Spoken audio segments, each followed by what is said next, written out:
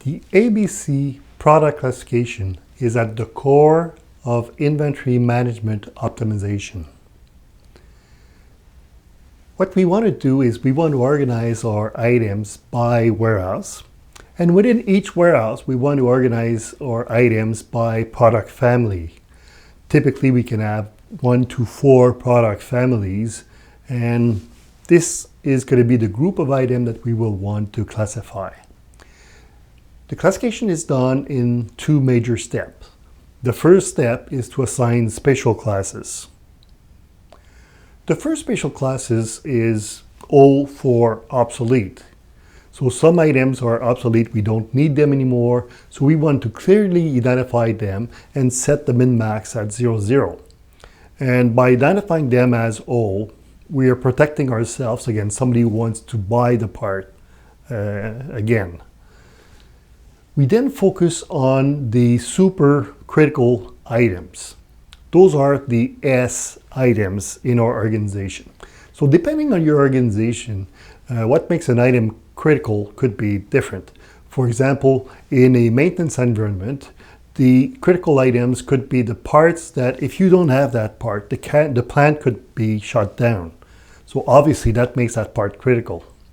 In a distribution mode, if the item is in promotion, that makes that part super important, and we want to make sure that during that promotion, we treat that part as super important.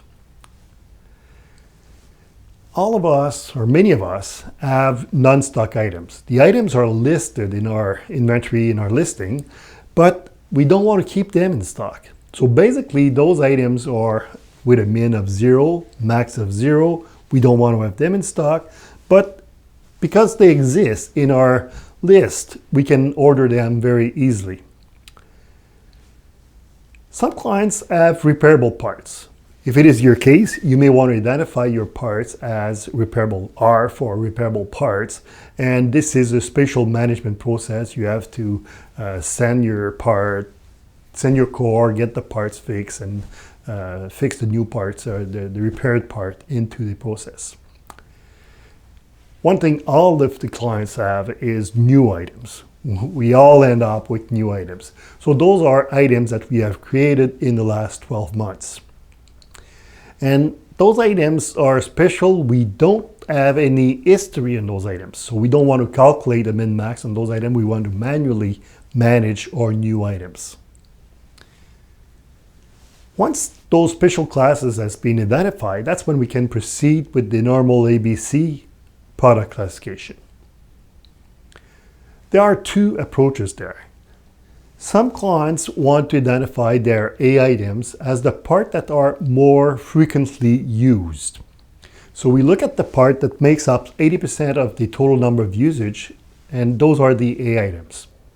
If we do that, typically we will do our B items on parts with high value of usage to bring the value of usage, or total value of usage between the A's and the B's at 80%. Some other clients will do the reverse. They'll do the product class A based on dollars of sales or usage, and the product class B would be assigned in terms of number of issues. Once the A's and the B's are assigned for our items, we can proceed with the rest of the classification. Typically, the C items will bring our coverage to 95% of the total usage for that part in number of issues. The D items are all the remaining parts that have some kind of action, at least 1 issue during the year. The E item, we will assign the class E to items with 0 sales or 0 usage in the last 12 months. And obviously we'll need some action plan for these E items. The product classification is at the core of every inventory management practices that we put in place in the organization. The product classification is at the core of IMAF's design.